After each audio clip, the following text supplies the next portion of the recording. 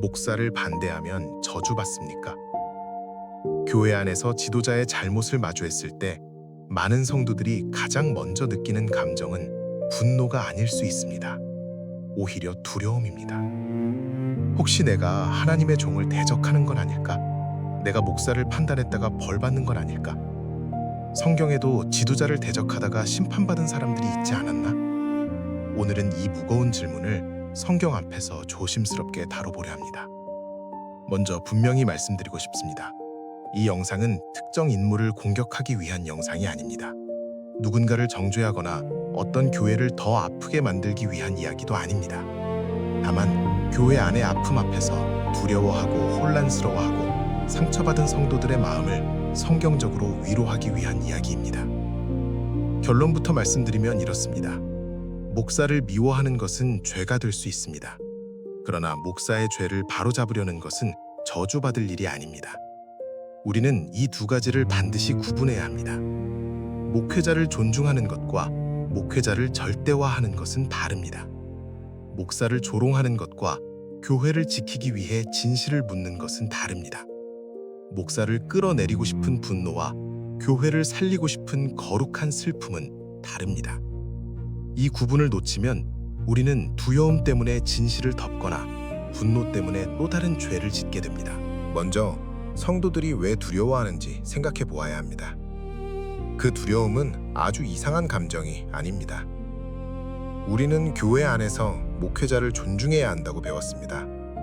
하나님께서 세우신 종을 함부로 말하면 안 된다고 배웠습니다. 실제로 성경에도 지도자를 함부로 대적하다가 심판받는 장면들이 나옵니다. 민수기 16장에 나오는 고라의 반역이 그렇습니다. 고라는 모세와 아론의 권위를 거부하며 공동체를 선동했습니다. 겉으로는 거룩함을 말했지만 그 안에는 하나님께서 세우신 질서를 무너뜨리려는 교만과 욕망이 있었습니다. 결국 그 반역은 하나님의 심판을 받았습니다. 또 다윗을 생각해 볼 수도 있습니다. 다윗은 사울에게 억울하게 쫓겨다녔습니다. 사울은 다윗을 죽이려 했습니다. 그럼에도 다윗은 사울을 직접 해치지 않았습니다. 내가 손을 들어 여호와의 기름 부음 받은 자를 치는 것은 여호와께서 금하시는 것이니라. 다윗은 하나님의 권위를 두려워했습니다. 그래서 성도들이 이런 말씀을 기억하며 조심스러워하는 것은 충분히 이해할 수 있습니다. 혹시 내가 목사를 대적하는 것은 아닐까? 혹시 내가 하나님께 벌 받는 것은 아닐까? 이런 마음은 신한 양심에서 나올 수 있습니다. 그러나 여기서 멈추면 안 됩니다. 성경이 목회자를 존중하라고 말하는 것은 맞지만 목회자의 죄를 무조건 덮으라고 말하는 것은 아닙니다. 하나님께서 세우신 직분을 귀히 여기는 것과 그 직분 뒤에 숨어 있는 죄까지 보호하는 것은 전혀 다른 일입니다. 성경은 목회자를 존중하라고 가르칩니다. 히브리서 13장 17절은 이렇게 말합니다. 너희를 인도하는 자들에게 순종하고 복종하라. 그들은 너희 영혼을 위하여 경성하기를 자신들이 청산할 자인 것 같이 하느니라. 이 말씀은 분명히 교회 지도자를 가볍게 여기지 말라는 말씀입니다. 목회자는 조롱의 대상이 아닙니다. 비난의 소비재도 아닙니다. 목회자의 연약함을 함부로 들추며 사람들 앞에서 즐거워하는 태도는 결코 성경적인 태도가 아닙니다. 교회 지도자를 향한 무분별한 험담, 조롱, 선동은 우리의 영혼을 병들게 할 수 있습니다. 그러나 이 말씀은 지도자가 죄를 지어도 무조건 침묵하라는 뜻이 아닙니다. 목회자를 존중하라는 말씀은 목회자를 하나님처럼 절대화하라는 말씀이 아닙니다. 목사는 하나님의 말씀을 섬기는 사람이지 하나님의 자리를 대신 차지하는 사람이 아닙니다. 목사는 양들을 돌보도록 부름받은 사람이지 양들의 양심을 지배하도록 허락받은 사람이 아닙니다. 목사는 교회의 주인이 아닙니다. 교회의 머리는 오직 예수 그리스도이십니다. 그러므로 목회자의 권위는 그리스도 안에서만 건강합니다.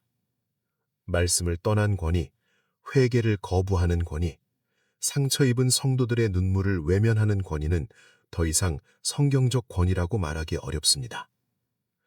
우리는 목회자를 존중해야 합니다. 그러나 목회자를 두려워하느라 하나님의 진리를 외면해서는 안 됩니다. 성경은 지도자의 죄도 분명히 다룹니다. 대표적인 예가 다윗입니다. 다윗은 하나님께 기름 부음 받은 왕이었습니다. 이스라엘의 위대한 왕이었습니다. 그러나 다윗도 죄를 지었습니다. 밧세바를 범했고 그 죄를 덮기 위해 우리아를 죽음으로 몰아넣었습니다. 그때 하나님은 다윗의 죄를 그냥 넘기지 않으셨습니다. 하나님은 나단 선지자를 보내셨습니다. 그리고 나단은 다윗 앞에서 말했습니다. 당신이 그 사람이다. 이 장면은 매우 중요합니다. 다윗이 왕이었다는 사실이 그의 죄를 덮는 방패가 되지 않았습니다. 다윗이 기름 부음 받은 사람이었다는 사실이 책임을 피하는 이유가 되지 않았습니다. 하나님은 다윗을 사랑하셨지만 다윗의 죄를 사랑하지는 않으셨습니다. 하나님은 다윗을 세우셨지만 다윗의 죄까지 보호하지는 않으셨습니다. 또 하나의 예가 있습니다. 갈라디아서 2장에서 바울은 베드로를 책망합니다. 베드로는 사도였습니다. 예수님의 수제자였습니다. 초대교회에서 매우 중요한 지도자였습니다. 그런데 베드로가 복음의 진리와 맞지 않는 행동을 했을 때 바울은 그것을 그냥 지나치지 않았습니다. 갈라디아서 2장 11절은 이렇게 말합니다. 게바가 안디옥에 이르렀을 때에 책망받을 일이 있기로 내가 그를 대면하여 책망하였노라. 베드로가 사도였다는 사실이 그의 잘못을 덮는 이유가 되지 않았습니다. 사도라는 직분도 복음의 진리보다 위에 있지 않았습니다. 이것이 성경의 균형입니다. 하나님께서 세우신 지도자는 존중받아야 합니다. 그러나 지도자의 직분이 죄를 숨기는 성벽이 되어서는 안 됩니다. 디모데전서 5장 19절과 20절도 중요합니다. 장로에 대한 고발은 두세 증인이 없으면 받지 말 것이요. 범죄한 자들을 모든 사람 앞에서 꾸짖어 나머지 사람들로 두려워하게 하라. 이 말씀은 두 가지 균형을 함께 보여줍니다. 첫째, 지도자에 대한 고발은 가볍게 받아서는 안 됩니다. 소문만으로 사람을 무너뜨려서는 안 됩니다. 감정만으로 판단해서도 안 됩니다. 증거와 절차가 필요합니다. 둘째, 그러나 분명한 죄가 확인되었을 때 그냥 덮어서도 안 됩니다. 성경적 태도는 무조건 폭로가 아닙니다. 동시에 성경적 태도는 무조건 은폐도 아닙니다. 성경적 태도는 진실, 절차, 회개, 회복입니다. 그러므로 우리는 분명히 구분해야 합니다. 목사를 미워하는 것과 목사의 죄를 바로잡는 것은 다릅니다. 목사를 조롱하는 것과 교회를 지키기 위해 책임을 묻는 것은 다릅니다. 목사를 끌어내리고 싶은 분노와 교회를 살리고 싶은 거룩한 슬픔은 다릅니다. 우리는 누군가의 몰락을 기뻐해서는 안 됩니다. 한 사람이 무너지는 것을 보며 통쾌해하는 마음은 그리스도의 마음이 아닐 수 있습니다. 그러나 누군가의 죄 때문에 공동체 전체가 무너지고 있다면 침묵이 사랑은 아닙니다. 특히 지도자의 죄는 개인의 문제로만 끝나지 않을 때가 많습니다. 양들이 상처를 받습니다. 공동체가 흔들립니다. 복음의 이름이 조롱을 받습니다. 교회를 신뢰하던 사람들이 무너집니다. 그때 필요한 것은 무조건적인 분노도 아니고 무조건적인 침묵도 아닙니다. 필요한 것은 하나님 앞에서 진실하게 서는 것입니다. 회개해야 할 사람은 회개해야 합니다. 책임져야 할 사람은 책임져야 합니다. 회복되어야 할 공동체는 회복되어야 합니다. 하나님은 목사의 체면보다 교회의 거룩함을 더 사랑하십니다. 하나님은 직분자의 명예보다 상처 입은 영혼들의 눈물을 더 깊이 보십니다. 이 말을 오해하지 않았으면 좋겠습니다. 목회자를 함부로 대하자는 말이 아닙니다. 교회 지도자를 쉽게 판단하자는 말도 아닙니다. 다만 이것입니다. 목회자의 권위를 존중하는 것이 목회자의 죄를 덮는 일로 변질되어서는 안 됩니다. 그것은 목회자를 위한 길도 아니고 교회를 위한 길도 아니며 하나님 앞에서 바른 길도 아닙니다. 그렇다면 정말 성도가 저주를 받습니까? 목사의 죄를 바로잡으려는 성도가 저주받는 것입니까? 아닙니다. 우리가 정말 두려워해야 할 것은 따로 있습니다.